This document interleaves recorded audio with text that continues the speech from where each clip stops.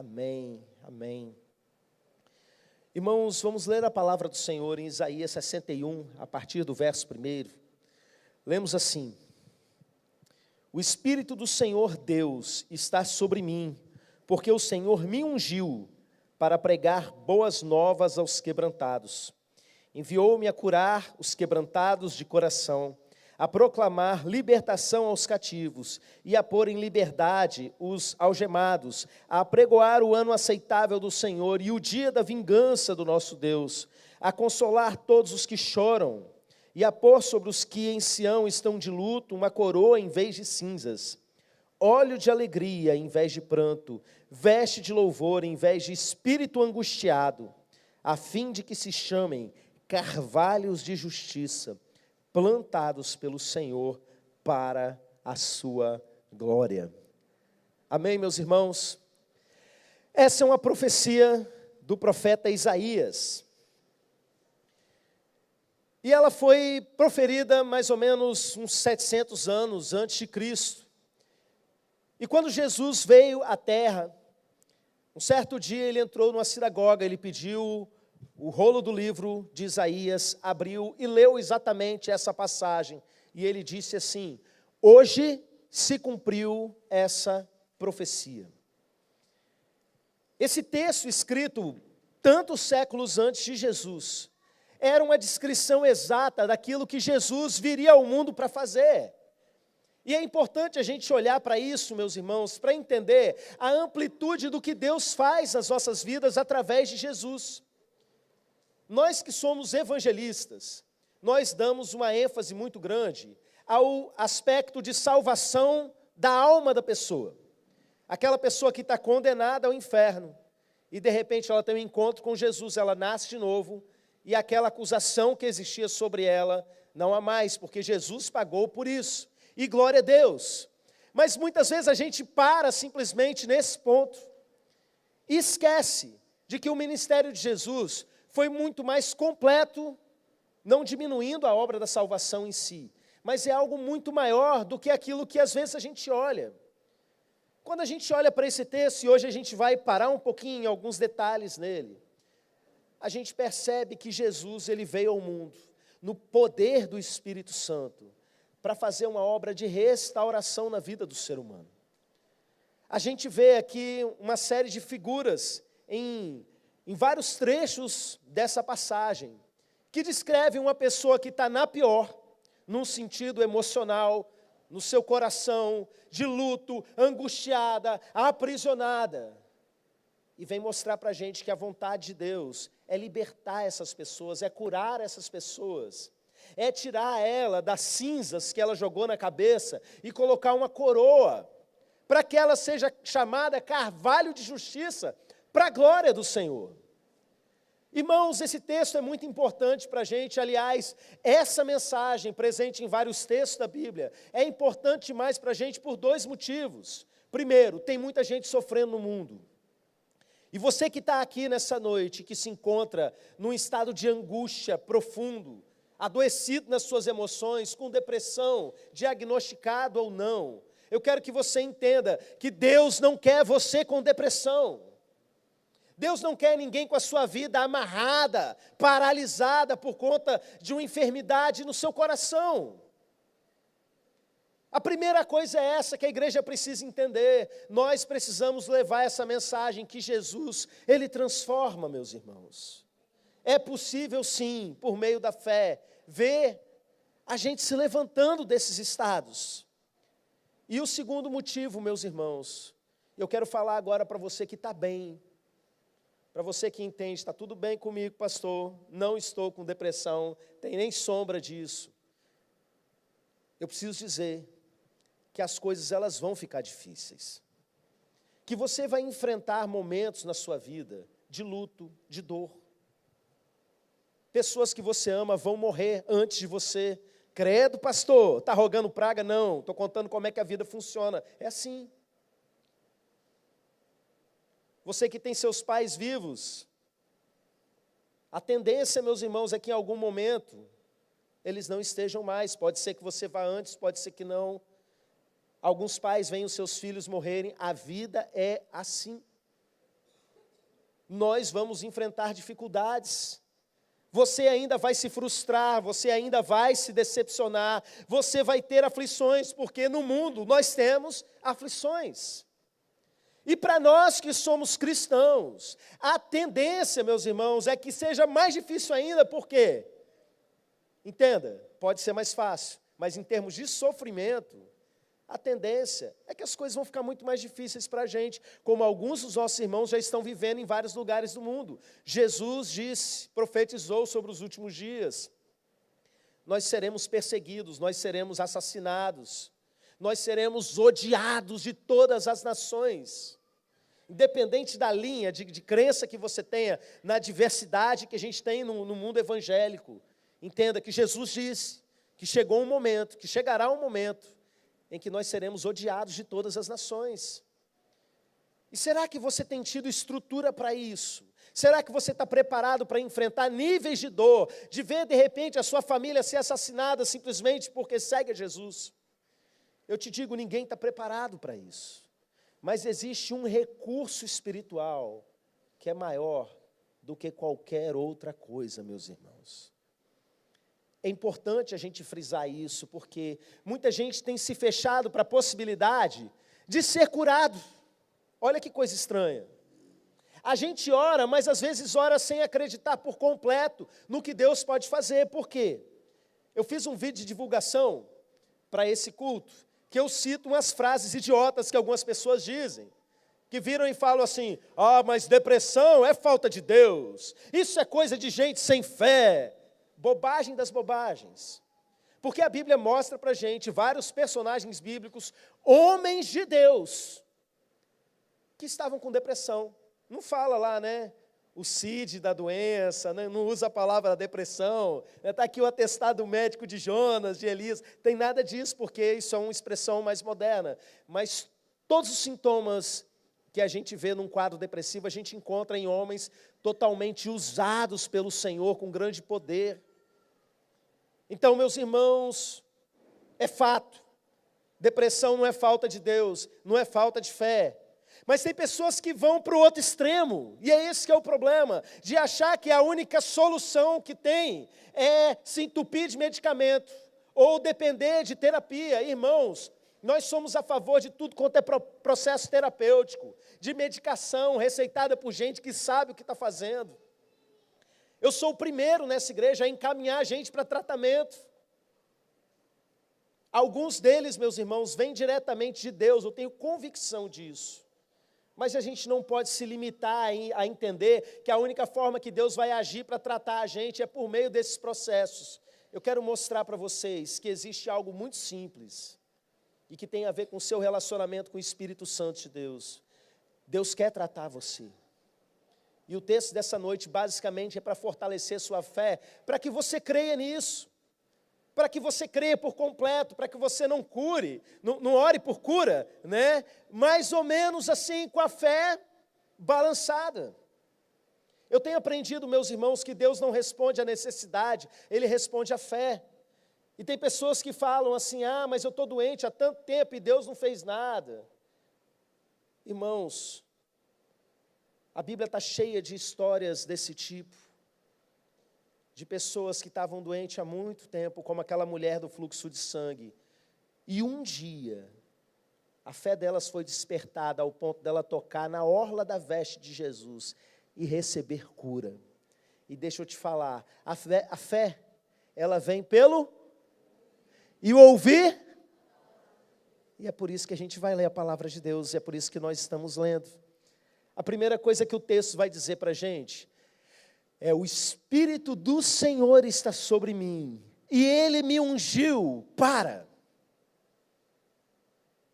Aqui nós temos duas referências ao Espírito Santo. A primeira é dizer que o Espírito do Senhor estava sobre Jesus para fazer essa obra, e a outra é: Ele me ungiu. E o óleo é uma representação bíblica do derramar da presença de Deus. Tem todo um simbolismo, tanto no Antigo Testamento quanto no Novo Testamento, a respeito do derramar do óleo, de forma sagrada, de forma, às vezes, até litúrgica, para representar o derramamento do Espírito Santo.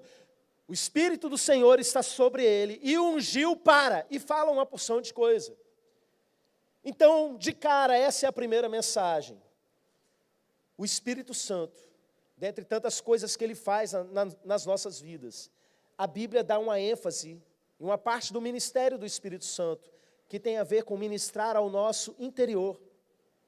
A gente vê isso em várias passagens do Novo Testamento. O apóstolo Paulo, ele ensinando a respeito do Espírito Santo. Ele vai dizer, por exemplo, lá em Romanos 14, 17, porque o reino de Deus não é comida nem bebida, mas justiça, paz e alegria no Espírito Santo. A igreja do período do Novo Testamento vivia uma época de uma confusão no meio da igreja, de pessoas legalistas. Sabe aquele crente do pode, não pode, que fica inventando regrinha? Tinha uma galera que tinha vindo lá do judaísmo e queria convencer o povo, colocar um peso sobre o povo, dizendo que eles não podiam fazer uma porção de coisa porque as leis do Antigo Testamento não permitiam. Imagina o peso e a carga que esses irmãos estavam carregando. E o apóstolo Paulo vai dizer que o reino de Deus não é sobre o que você pode comer, o que você pode beber. E ele descreve que é justiça, é paz e, preste atenção, é alegria no Espírito Santo. Essa história de crente cheio do Espírito Santo, marrento, para baixo, sabe? Não procede biblicamente. O reino de Deus é alegria, e alegria no Espírito Santo. A obra dele em nossas vidas tem a ver com isso, com trazer alegria a nós. Romanos 8, 26, 27, diz assim: também o Espírito semelhantemente nos assiste em nossas fraquezas, porque não sabemos orar como convém, mas o mesmo Espírito intercede por nós sobremaneira, com gemidos inexprimíveis. E aquele que sonda os corações sabe qual é a mente do Espírito, porque segundo a vontade de Deus é que ele intercede pelos santos. Irmãos, esse contexto aqui de Romanos capítulo 8, um trecho muito conhecido, com muitos versículos que está na boca aí dos irmãos, não é? Ele é um texto que vai falar sobre as dores do presente tempo e a revelação, a manifestação do amor de Deus sobre nós. E no meio de toda essa fala do apóstolo Paulo, ele vai dizer que o Espírito Santo nos assiste nas nossas fraquezas. A gente é tão fraco, meus irmãos, que a gente não sabe nem orar como convém. E aí o Espírito Santo, o que ele faz? Ele começa a orar a partir de nós. E o texto fala gemidos inexprimíveis. Inexprimível significa que não é algo feito em palavras. É só gemido desconexo mesmo. Vocalização aleatória. Em outras palavras, não é? Como é que eu vou dizer aqui sem fazer uma piada? Deixa para lá, senão eu vou dificultar o trabalho das libras. As pessoas começando a falar embolado mesmo, tamanha dor que sentem, o Espírito orando a partir delas. Você já viu essa cena? Amém? E Ele que conhece a mente de Deus, porque é o Espírito de Deus, orando a partir de nós, a nossa área de linguagem totalmente desligada. E o Espírito Santo ministrando, falando com Deus a partir de nós. Olha que coisa forte, meus irmãos. Outro texto importantíssimo para a gente entender o papel do Espírito Santo, está lá em Gálatas 5, 22, 23, texto também muito conhecido, que diz: o fruto do Espírito é amor, alegria, paz, longanimidade, benignidade, bondade, fidelidade, mansidão e domínio próprio. E eu quero que você olhe como que o Espírito Santo ele frutifica em nós. Eu não vou falar de cada uma dessas coisas, mas entenda, alegria. Você que não tem força mais para ter alegria na sua vida, que se esgotou diante de tanto esforço emocional, de tanta pancada que levou na vida, de tanta coisa ruim que aconteceu, eu quero que você entenda, não é a sua força, é o Espírito Santo que frutifica alegria a partir de você. Paz, seu interior está um turbilhão de ansiedade, sabe? Você não consegue ter paz nem quando você está sozinho com o seu travesseiro. O Espírito Santo frutifica paz. O Espírito Santo frutifica longanimidade. Que palavra estranha é essa? Algumas traduções vão trazer para a gente paciência. Mas quando a gente estuda a respeito desse texto, eu me lembro em outras ocasiões, estudando sobre a paciência na Bíblia, e os peritos, né, no grego do Novo Testamento, eles vão dizer para a gente que essa paciência não é no sentido da pessoa simplesmente parar e deixar acontecer, não é uma paciência passiva. A minha mãe tinha uma expressão que ela usava para explicar longanimidade, que eu gosto muito. Ela dizia que era você pegar um elástico e ir espichando até ele ficar longo. Longânimo, e ele não arrebenta. Existe uma palavra moderna que descreve esse fruto do Espírito de uma forma mais precisa. Resiliência. A sua capacidade de aguentar. Quando você não tem mais força, é o Espírito Santo que vai tornar você resiliente, longânimo.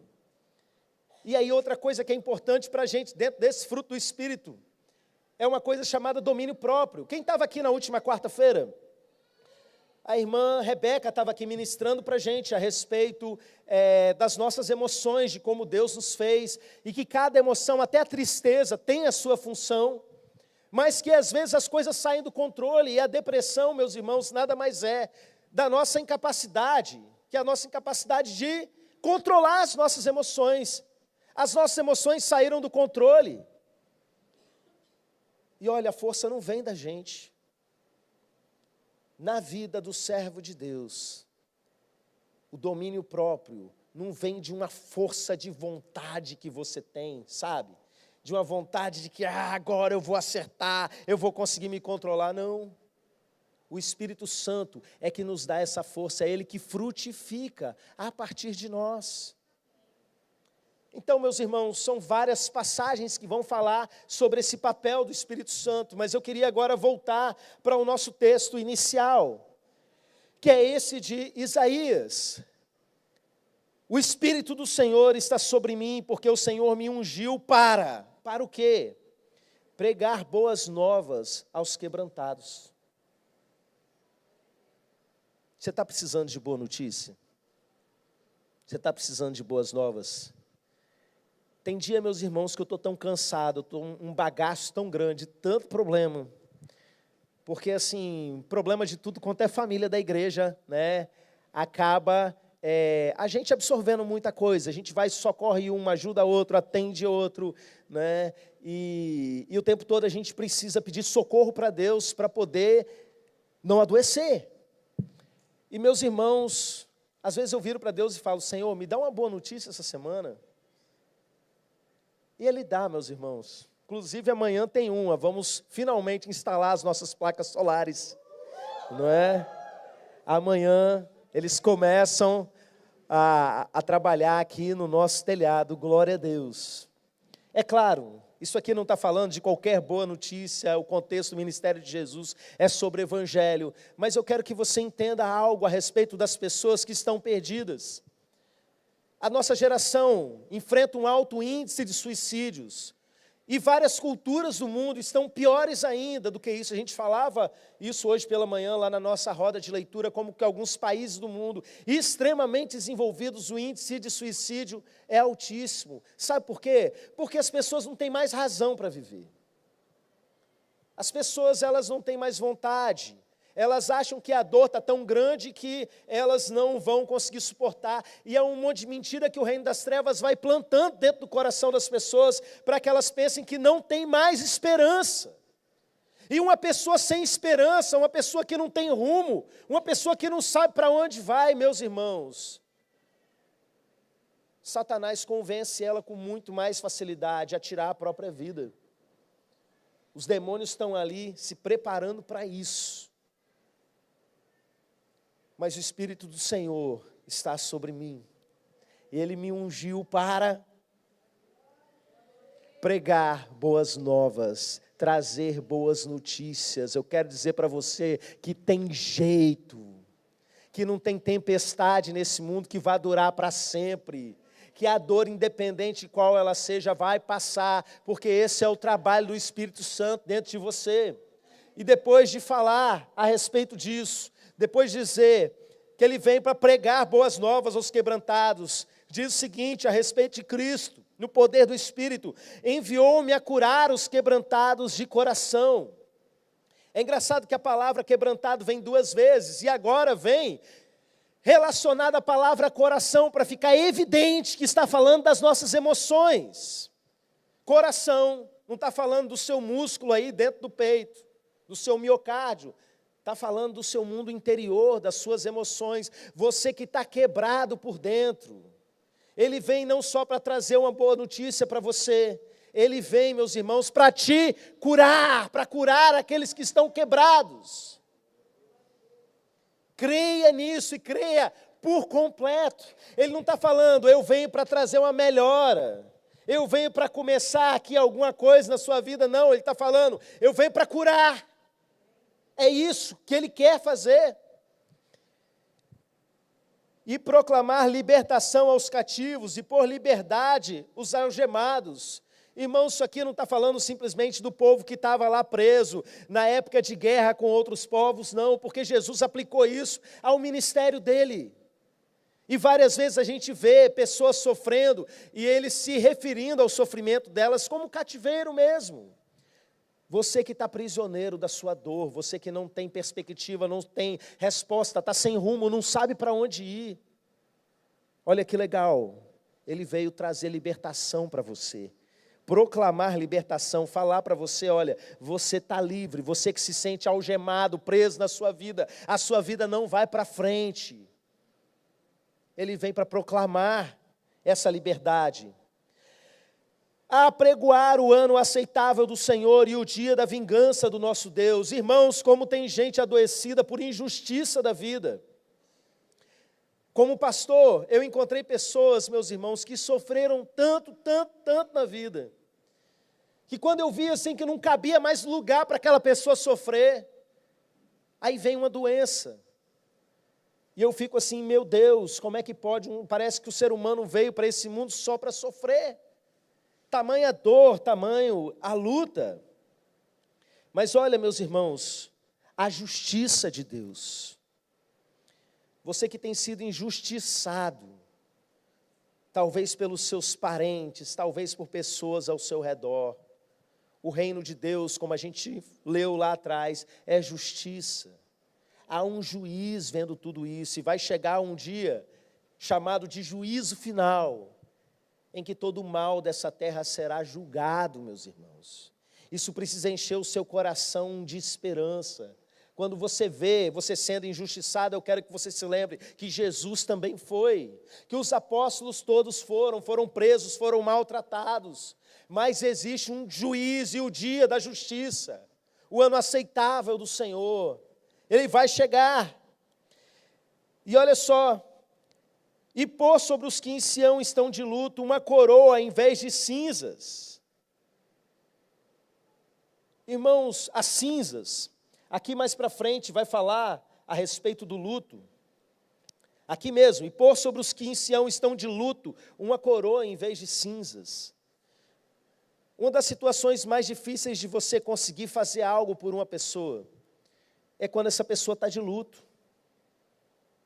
A gente vai falar mais a respeito disso daqui a pouco. Como que é possível tirar o luto de uma pessoa? A pessoa de luto, ela pegava cinzas e jogava na cabeça como um sinal de mostrar para as pessoas um pouco daquilo que ela estava sofrendo. Como é possível tirar aquilo e botar uma coroa? Reverter essa situação. Ser humano nenhum consegue fazer isso, meus irmãos. É impossível. A dor é grande demais. Mas aquilo que é impossível ao homem é possível a Deus.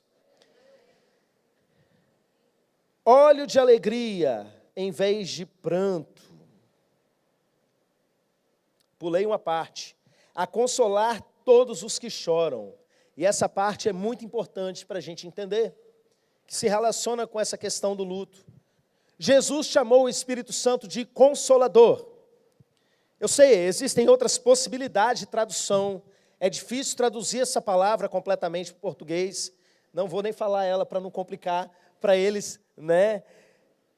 Mas eu acredito que para a gente o que melhor descreve o que Jesus falou é justamente isso. Aquele que está do seu lado te protegendo, te confortando, te consolando. E meus irmãos, como eu disse, tem situações que são tão escabrosas, que não tem o que a gente dizer. Ah, mas você deve ser como uma árvore que se enverga e continua de pé e tal. Irmãos, tem às vezes a ventania tão grande que arranca a árvore e faz capotar tudo, igual lá em Colatina aconteceu essa semana. A gente vê as pessoas num nível de desespero tão grande, que você vai falar o quê? Eu me lembro há um tempo atrás, eu preguei a respeito da consolação do Espírito Santo, e eu contei algo que estava me angustiando naquela semana. Um crime horroroso que aconteceu com uma criança.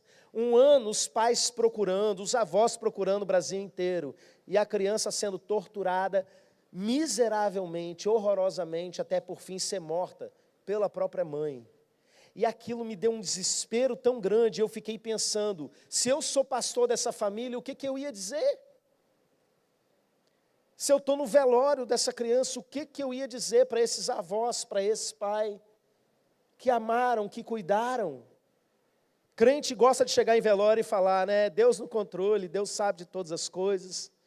E um monte de frase que não consola coisa nenhuma, ainda faz as pessoas ficarem com raiva de Deus.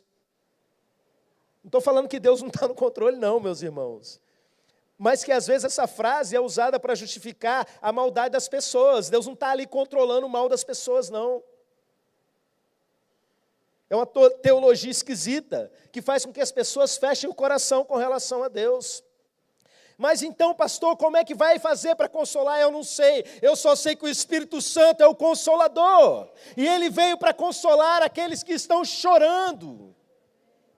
E se eu não falar nada, e se eu só estiver ali com o Espírito Santo, e eu der um abraço na pessoa, eu sei que o Espírito Santo está ali abraçando, e Ele é capaz de consolar, meus irmãos. Quando você estiver passando por situações de dor profunda, e eu sei que tem pessoas aqui nessa noite que estão passando, eu sei que tem pessoas aqui que estão sofrendo há anos, eu sei que tem pessoas aqui que estão buscando alívio em várias coisas, talvez mutilando, cortando o próprio corpo, talvez se entupindo de remédio ou de droga, de alguma maneira tentando conseguir alívio para o seu coração. Jesus disse, vinde a mim, todos vocês que estão cansados e sobrecarregados, porque eu vos... Você crê nisso? Ele é o Consolador, o Espírito Santo nos consola. E aí sim a gente chega na parte do texto que fala a respeito de óleo de alegria. Mais uma vez a figura do óleo, algo que é derramado, algo que representa a unção do Espírito Santo. E eu queria falar a respeito desse derramar do Espírito Santo sobre a vida das pessoas. E testemunhar para os irmãos que eu já vi muita coisa estranha acontecendo. Eu já vi pessoas sendo ministradas pelo Espírito Santo e tendo manifestações exteriores que as outras pessoas não entendem. Mas eu entendo, eu reconheço justamente isso, óleo de alegria. A pessoa chega destruída por um trauma, por uma dificuldade da vida e de repente, num momento de busca intensa pelo Espírito Santo, algo acontece com essa pessoa e ela sai do ar. E ela começa a rir descontroladamente. E sai dali bem. Quem já viu esse tipo de coisa acontecer? Né? Eu já vi testemunhos, inclusive, de pessoas que vinham de um processo de luto de muitos anos e chegar em um ambiente desses e ser tomada pelo Espírito Santo ao ponto de como se fosse mesmo um óleo sendo derramado sobre elas e elas receberem uma alegria inexplicável e começarem a rir. E eu sei que as outras pessoas muitas vezes olham para esse tipo de situação e zombam. E deixa eu até abrir um parênteses aqui para falar um pouquinho a respeito disso, que eu preciso trazer clareza para essa geração. Porque hoje em dia, todo mundo com o celular na mão filmando tudo, o que mais se divulga a respeito desses ambientes são os exageros e as coisas erradas que acontecem, ou coisas totalmente tiradas do contexto. E as pessoas vão lá e veem alguém num transe profético, colocam numa rede social e todo mundo começa a falar mal. Isso não é evangelho, isso é aquilo outro, porque não entendem o que está acontecendo, ou é um exagero, uma prática errada. E acaba que as pessoas se fecham com relação a isso. E uma das coisas que eu ouço muito, volta e meia, eu vejo alguém falando em redes sociais, é o seguinte, é dizer que o mais importante é o fruto do Espírito do que os dons do Espírito. E as pessoas começam a falar contra o sobrenatural, as manifestações emocionais que acontecem, e dizer, olha, dons do Espírito a pessoa pode fingir, mas o fruto do Espírito não, e não sei o que, o fruto do Espírito, a gente falou a respeito dele agora há pouco. Irmãos, não caiam nessa conversa fiada. O contrário do fruto do Espírito na Bíblia, é só ir ao texto.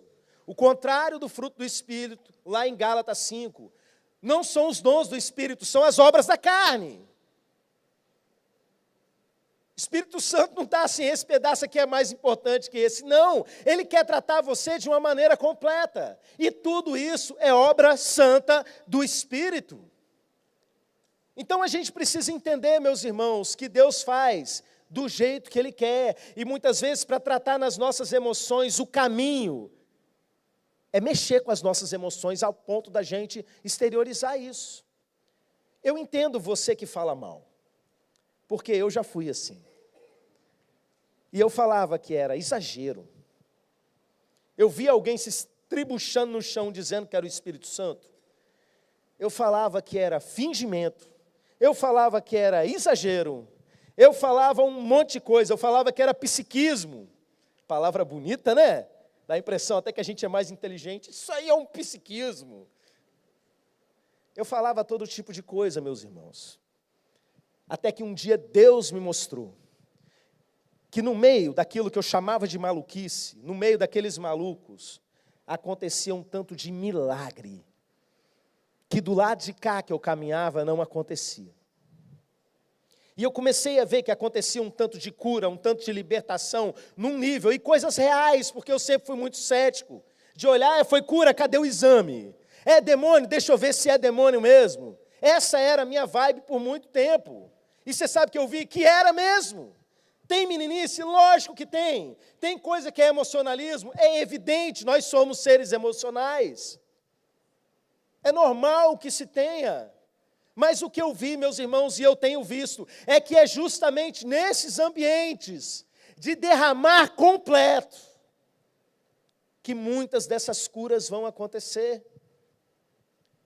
Irmãos, não quer dizer que a pessoa que vive um transe profético, que vive uma experiência de mergulho no Espírito, ela é mais santa ou menos santa que a outra. Não quer dizer que ela é mais crente ou menos crente que a outra. Não quer dizer que ela é mais inteligente ou estudada que a outra, nada disso. Só quer dizer que ela se rendeu a um nível que os outros não estão querendo se render. Quer dizer que ela virou para Deus e falou, toma tudo, até as minhas emoções. Eu não tenho medo nem de passar vergonha na frente dos meus irmãos. Eu não tenho medo nem que me filmem. Eu estou aqui completamente para o Senhor fazer o que quiser comigo. E a pessoa chega num momento como esse e chora o que está preso uma vida inteira, porque o Espírito Santo abriu a torneira. Aí alguém chega e vira e fala assim, isso aí é histeria, não sabe nem o que é histeria, pelo amor de Deus. Mas vai falar mal. Está rindo desesperado, essa pessoa aí está descontrolada, é isso mesmo, eu não quero controle, está tudo na mão de Deus. O importante é que ela vai sair dali melhor, o óleo de alegria está sendo derramado sobre ela. O Espírito Santo tem poder para restaurar aquilo que o ser humano não tem condição. A igreja precisa voltar a crer nisso, meus irmãos. Cada vez mais nós vamos precisar disso. Então vamos lá, o texto continua. Olhos de alegria em vez de pranto, veste de louvor em vez de espírito angustiado. A veste de louvor é o contrário do espírito angustiado. Mas eu não vou me aprofundar nesse ponto, que esse mês ainda a gente vai ter uma pregação a respeito disso. Da relação da adoração com a alegria.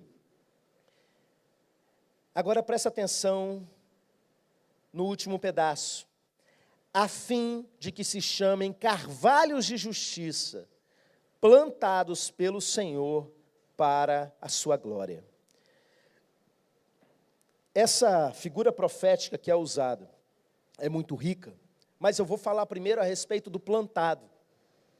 A fim de que se chamem carvalhos de justiça, plantados pelo Senhor para a glória do Senhor. O que quer dizer para a gente esse plantado, meus irmãos? Plantado mostra uma intencionalidade. Não é algo que nasceu ali por acaso, é que alguém fez com que nascesse. Alguém escolheu aquele local e foi lá e plantou aquilo. Então a primeira coisa que eu quero mostrar para vocês, nessa figura profética, a respeito da obra de Deus em nós, é que Ele nos plantou em algum lugar. Isso fala de propósito sobre nós. Quando nós recebemos Jesus, naturalmente, o Espírito Santo está em nós. E você sabe uma coisa que o Espírito Santo faz? Ele dá dons e ele dá ministérios. E uma pessoa que de repente estava sem rumo na vida, se sentindo muitas vezes sem utilidade, de repente ela tem um lugar, ela faz parte de algo maior, ela tem um propósito no reino de Deus. Irmãos, isso é muito forte. Eu lembro daquele meme, né, do garotinho que virou baterista na igreja. Eu não era nada, eu era só crente e hoje eu sou baterista da igreja. Feliz da vida. É basicamente isso. Agora você é algo, Deus deu um dom, Deus deu um ministério, um chamado sobre a sua vida. Eu vi alguém comentando recentemente a respeito de um estudo que mostrava que as pessoas mais perdidas nesse sentido, entregues a drogas e vícios e todo tipo de problema, muitas vezes, recorrentemente, na verdade, eram justamente aquelas que elas se sentiam inúteis dentro de casa, que se elas não estivessem lá, a casa continuava funcionando do mesmo jeito. A comida ia estar pronta, as vasilhas iam estar lavadas, a cama ia estar arrumada, e eles estavam tentando mostrar que você tem um propósito e fazer parte da sua família, você ser útil. Isso ajuda você a criar estruturas, isso ajuda você a se fortalecer. É por isso que eu falo para todo crente que chega na igreja, descubra o lugar onde você vai servir a Deus. Deus não chamou você para ficar à toa, Deus plantou você aqui. Deus plantou com propósito. E você precisa descobrir o seu ministério, saber aonde Deus quer que você esteja. Um crente que não trabalha na igreja é um crente fraco, é um crente perdido, é um crente vulnerável para o maligno. Talvez você não esteja em condição de representar publicamente algo. Talvez você não esteja em condição de ser referência para as outras pessoas, mas trabalhe nem que seja lavando um banheiro. Eu sei que tem grupo aqui na igreja que está querendo fazer fila aí para lavar o banheiro. Essa tarde eu estava numa reunião do louvor e eles estavam assim, poxa pastor, o Ministério de Dança já está lavando o banheiro direto, a gente queria lavar também. Você precisa achar seu lugar, meu irmão, minha irmã. Você foi plantado e tem um motivo. Você foi plantado para a glória do Senhor. E olha que bonito, carvalhos de justiça. Eu aprendi algumas coisas sobre carvalho. Enquanto eles trocam, deixa eu beber água.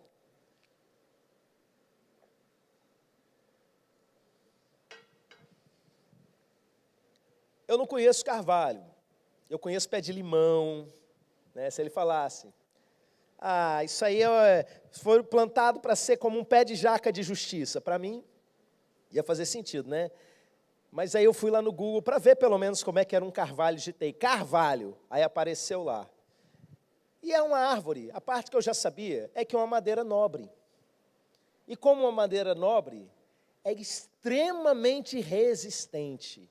Não é qualquer coisa que quebra um carvalho.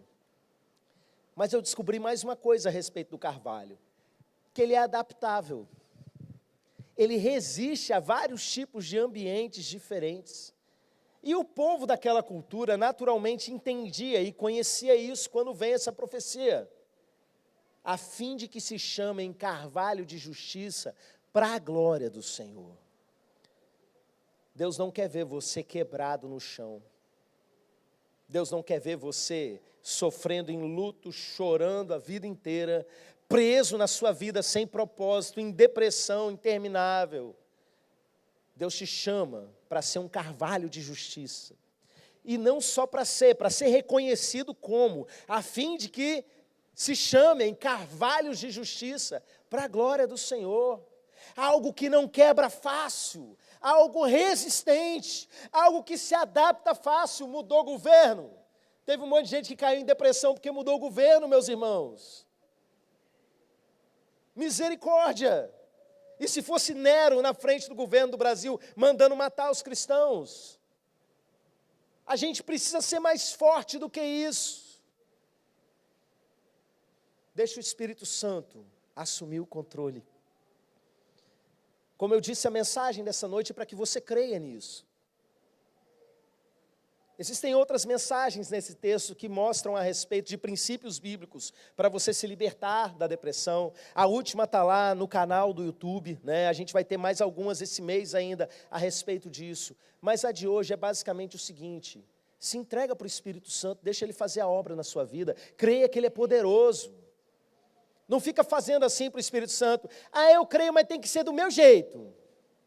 Tem que ser na minha igreja, do jeitinho que eu aprendi a cultuar. Se começar com reteté, Espírito Santo, não gosto não, vou falar que é do capeta. Gente, tem muita gente que se fecha para o agir de Deus por puro preconceito. Deixa o Espírito Santo assumir o controle. Ministério de louvor, vem para cá. Escolhe aí, João, alguma coisa para ministrar. E eu tenho uma última coisa para dizer antes de chamar vocês para a gente orar pela vida de vocês. Deixar que o Espírito Santo assuma o controle é para quem tem o Espírito Santo. E a Bíblia diz para a gente que se alguém não tem o Espírito de Cristo, esse tal não é dele. E essas coisas que eu estou falando só fazem sentido para alguém que recebeu Jesus como seu Senhor. Para alguém que um dia nasceu de novo, ou seja, entregou a sua vida para Jesus, para que Jesus reinasse dentro, na vida dela, na verdade, em todo o seu ser. Se você já fez isso, é simples. Independente da porção do Espírito, né, que você entende que de repente você está cheio ou não está, ou qualquer coisa desse tipo, Espírito Santo está aí, porque se alguém não tem o Espírito de Cristo, esse tal não é dele. Quero que você vire para o Espírito Santo e diga: eu me rendo, eu me entrego, faz comigo o que o Senhor quiser.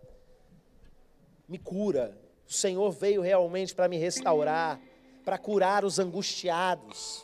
Eu estou aqui para ser curado. Agora, se você ainda não entregou a sua vida para Jesus, se Ele ainda não é Senhor da sua vida, talvez você já tenha ouvido essa mensagem muitas vezes e isso não fez sentido para você. Eu quero convidar você nessa noite a entregar a sua vida para o Senhor, a receber Jesus como o Senhor da sua vida e deixar que Ele salve a sua vida e transforme todo o seu ser. Se coloque de pé nesse momento e nós vamos orar. Eu quero orar por aquelas pessoas que querem entregar a sua vida para Jesus, mas eu quero orar por você que entendeu que precisa se render ao Espírito Santo num nível maior do que você tem se rendido. Você que de repente tem enfrentado crises nessa área, você que tem lutado contra a depressão, você que tem tido pensamentos de morte o tempo todo, tem pensado em suicídio, e muitas vezes ninguém sabe. Eu quero convidar você para vir aqui à frente. Alguém vai abraçar você, vai orar por você. A igreja vai estender as mãos e vai orar pela sua vida. E creia, o Espírito Santo vai fazer algo no seu coração. Amém. Ministério de louvor pode começar. Enquanto nós cantamos, saia do seu lugar e venha. Você que nos acompanha à distância da mesma maneira, se você quer que a gente ore por você, entra aí no chat ao vivo da nossa live e coloque aí o seu nome. Você que vai ouvir essa mensagem depois, em outro momento no canal, pode colocar o seu nome nos comentários, que a gente também vai orar pela sua vida.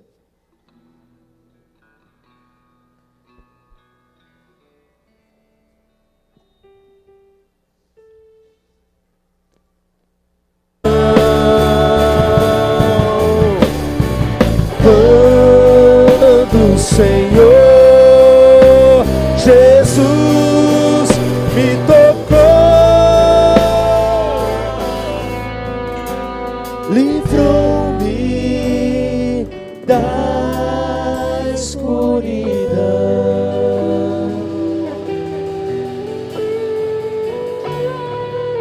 Algumas pessoas entendem que o Espírito Santo é uma força. como a energia de uma tomada. Meus irmãos, esse não é o ensino da Bíblia. O Espírito Santo é uma pessoa. O Espírito Santo, ele sente. O Espírito Santo, ele fala. E a pessoa do Espírito Santo está aqui nesse lugar. E eu quero que você fale com o Espírito Santo de Deus.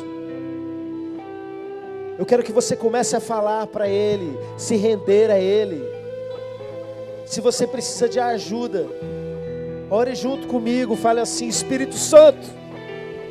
Igreja, ore junto para dar força. Espírito Santo, eu me rendo completamente ao Senhor. Eu não quero ser influenciado por outros espíritos que agem nesse mundo. Eu rejeito todo espírito de depressão, todo espírito de angústia, todo espírito de suicídio, todo espírito de desespero, todo espírito de autoflagelação. E eu me rendo ao Espírito Santo de Deus. Toca no meu interior, me conserta.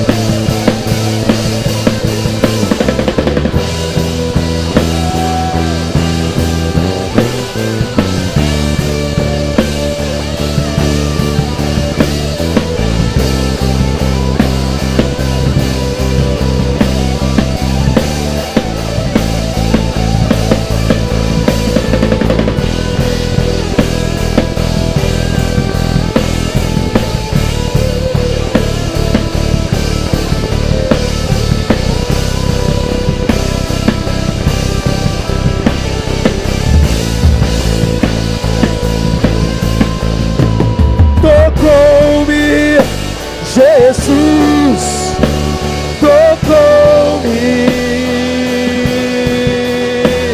de paz, Ele encheu meu coração. Quando o Senhor